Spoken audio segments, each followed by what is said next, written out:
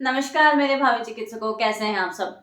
आज मैं फिर से आपके लिए एक नया वीडियो लेके आई हूँ जो कि फोटोसिंथेसिस इन हायर प्लांट्स पे है। ये एनसीईआरटी का बहुत ही इंपॉर्टेंट चैप्टर है। जब भी आप प्लांट फिजियोलॉजी की बात करते हो तो फोटोसिंथेसिस एक इंपॉर्टेंट टॉपिक के रूप में पढ़ा जाता है।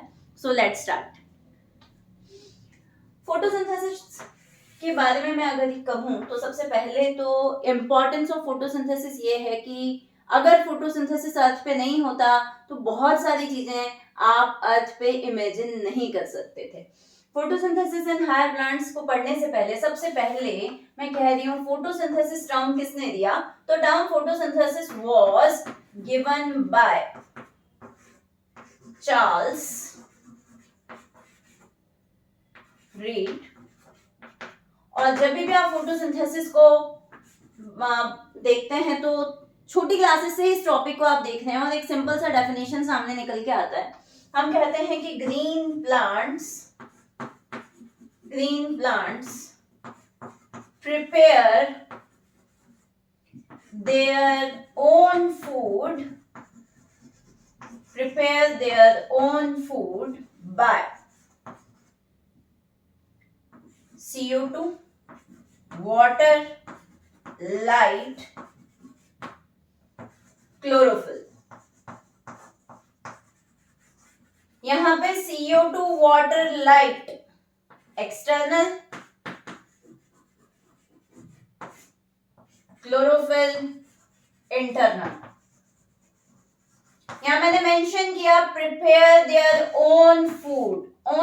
फूड की जब भी बात आती है तो हम ऑर्गेनिक सब्सटेंस की बात करते हैं और वो खुद से अपना फूड बनाते हैं। दैट्स व्हाई जो भी ऑर्गेनिज्म फोटोसिंथेसिस करते हैं वो ऑटोट्रॉफ्स कहलाते हैं। क्या कहलाते हैं? Autotrophs. One more definition I can say, ये सिंपल फॉर्म में, एक और लैंग्वेज में मैं ये कह सकती हूं, it is a process in which simple inorganic substance converted into complex organic substance।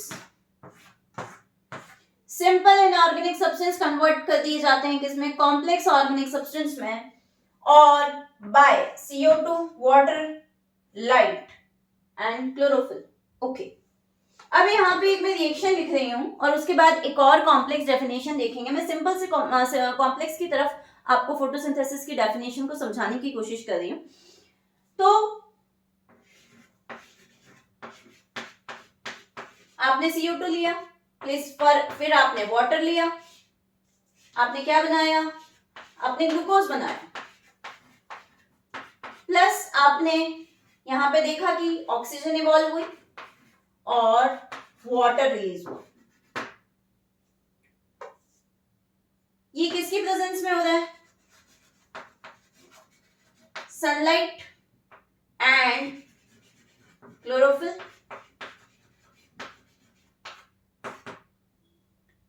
अब इसकी एक और डेफिनेशन यहां पे निकल करके आती है, it is a process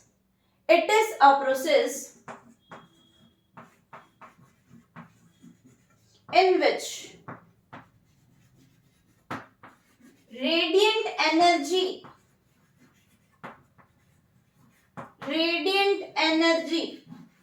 converted into chemical energy।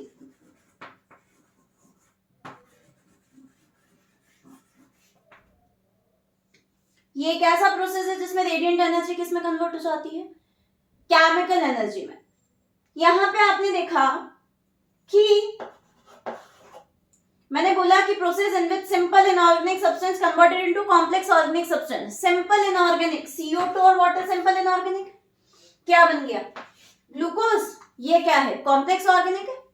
अब मैंने यहां पे कहा process in which radiant energy. भैया रेडिएंट एनर्जी किसकी? सन की रेडिएंट एनर्जी कन्वर्ट हो गई केमिकल एनर्जी केमिकल एनर्जी आपने कहा, आप लिख के सामने आपको दिख रहा है ग्लूकोज, बट एक्चुअली प्रोसेस को जब आप बाद में डिटेल में देखेंगे तो हम पहले एटीपी बनाते हैं और वो एटीपी कहीं ना कहीं ग्लूकोज को बनाने में काम में आता है। तो अभी इन नॉर्मल वे में आप ये कह सकते हैं कि रेडिएंट एनर्जी किसमें कन्वर्ट होती है, केमिकल एनर्जी में कन्वर्ट होती है। अब यहाँ पे कुछ और तरीके से हम इसको समझने की कोशिश करते हैं। मैंने कहा यहाँ पे CO2 है, इस CO2 को पूरे इस तरफ आपको कार्बन दिख रहा है और यहाँ पे भी कार्बन दिख रहा है, बट यहाँ पे आपने देखा कार्बन के साथ हाइड्रोजन भी है। कार्बन था, ऑक्सीजन था, फाइन, इसके साथ हाइड्रोजन भी, मींस इसका क्या हो गया, रिडक्शन हो गया। तो आपने CO2 को क्या कर दिया भाई, CO2 को आपने रिड्यूस कर दिया। क्या कर दिया, CO2 को रिड्यूस कर दिया, CO2 का रिडक्शन हो गया। ठीक है। अब यहाँ पे वाटर के पास आपने बोला हाइड्रोजन, ओके, इसने अपने हाइड्रोजन इसको दिए तो इसलिए CO2 का क्या हुआ, रिडक्शन। तो इसने अपने हाइड्रोजन दे दिए, इसका क्या हो गया, ऑक्सीडेशन। तो यहाँ पे जब इसका ऑक्सीडेशन हो गया तो आप यहां से ही तो ये ऑक्सीजन आई है। ठीक है, अगर क्वेश्चन पूछा जाए फोटोसिंथेसिस में ऑक्सीजन कहां से आती है तो आपको बोलना चाहिए वाटर के ऑक्सीडेशन से। तो वाटर का क्या हो गया, वाटर का इसका यहाँ पे रिडक्शन हुआ था और वाटर का जो है ऑक्सीडेशन हुआ है। वाटर का क्या हुआ है, ऑक्सीडेशन हुआ है। ठीक है, CO2 का रिडक्शन हो गया, आपने ग्लूकोज बनाया, वाटर का ऑक्सीडेशन आपने किया तो यहाँ पे वाटर को ऑक्सीजन को इवॉल्व कर दिया। अब मैं यहाँ पे एक और डेफिनेशन कह सकती हूँ,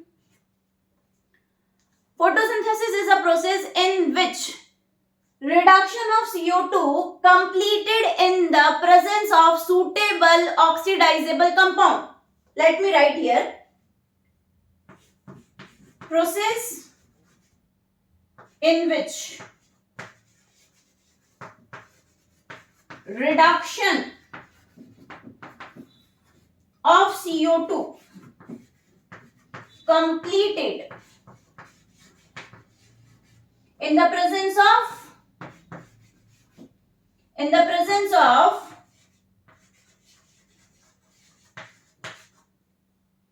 suitable oxidizable compound। अब यहां पे जो ऑक्सीडाइजेबल कंपाउंड है वो कौन है, यहां पे जो ऑक्सीडाइजेबल कंपाउंड है वो वाटर है, बट जरूरी नहीं है कि वाटर ही ऑक्सीडाइजेबल कंपाउंड हो। हमको बहुत अच्छे से पता है कि जब भी इस वाटर के अलावा भी आप एक और सब्सटेंस ले सकते हैं जो एज अ प्रोटॉन डोनर और ऑक्सीडाइजेबल सब्सटेंस की तरह एक्ट करेगा, दैट इज H2S। आज पे पहला ऐसा ऑर्गेनिज्म जिसने water as a proton donor और water as a oxidizable substance photosynthesis के प्रोसेस में यूज किया, वो कौन था, साइनोबैक्टीरिया और ब्लू ग्रीन एल्गी। तो यहां मैंने लिखा ये एक ऐसा प्रोसेस है जिसमें रिडक्शन किसका होता है, CO2 का रिडक्शन होता है, किसकी प्रेजेंस में, ऑक्सीडाइजेबल कंपाउंड की प्रेजेंस में। कौन है ऑक्सीडाइजेबल कंपाउंड, या तो वाटर या तो H2S। ठीक है, सो आपको आई होप आपको ये सारी डेफिनेशन समझ में आई होगी। इसके बेस पे यहाँ पे हम ये कंक्लूड कर सकते हैं कि आपका जो फोटोसिंथेसिस है उसको आप क्या क्या प्रोसेस कह सकते हो। सबसे पहले तो मैंने यहाँ पे लिखा सिंपल इनऑर्गेनिक कॉम्प्लेक्स में कन्वर्ट होता है। तो आप क्या फोटोसिंथेसिस इस वजह से कहलाएगा एनाबॉलिक प्रोसेस। क्या कहलाया, एनाबॉलिक।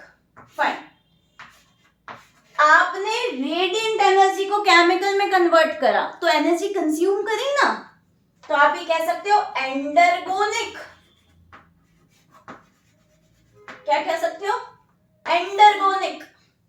एनसीईआरटी कहती है it is physico chemical process. आप लाइट यूज कर रहे हो, that is a physical factor. ठीक है, फिर आप ग्लूकोज बना रहे हो, ठीक है, दैट इज अ केमिकल।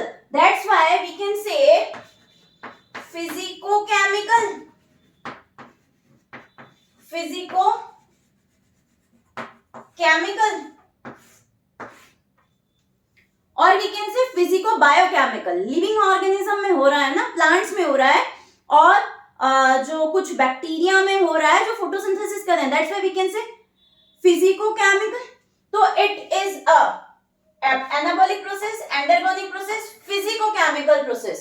ठीक है, और क्योंकि इसमें CO2 का रिडक्शन और वाटर का ऑक्सीडेशन होता है, तो आप इसे रिडॉक्स प्रोसेस भी कह सकते हैं। क्या भी कह सकते हैं? Redox process. सो आई होप मेरे बच्चों को ये डेफिनेशन समझ में आई होगी। अब हम ये बात कर रहे हैं, जब भी आप एनसीईआरटी देखते हैं तो आप वहां पे देखते हैं कि ऐसा बता एनसीईआरटी की फोटोसिंथेसिस की 2 इंपॉर्टेंस बताइए। तो सबसे बड़ी इंपॉर्टेंस तो अभी जो मैंने कहा कि जो भी अपना फूड प्रिपेयर करते हैं उनको क्या कहते हैं? ऑटोट्रॉफ्स। अगर मैं तुमसे कहूं कि अर्थ पे से मैं सारे प्लांट्स हटा दूं, तो क्या सारे दूसरे लिविंग ऑर्गेनिज्म जिंदा रहेंगे? नहीं।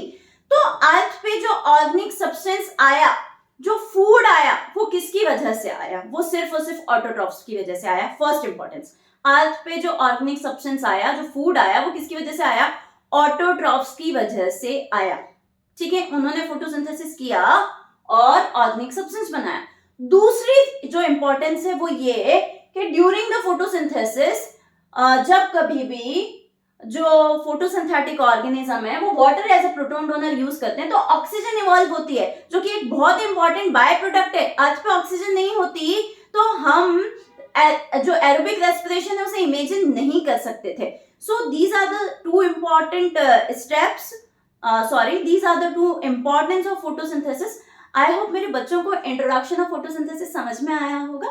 और अगर फिर भी कोई डाउट है तो let me know in the comment section, and thanks for watching me. Next video में मिलते हैं।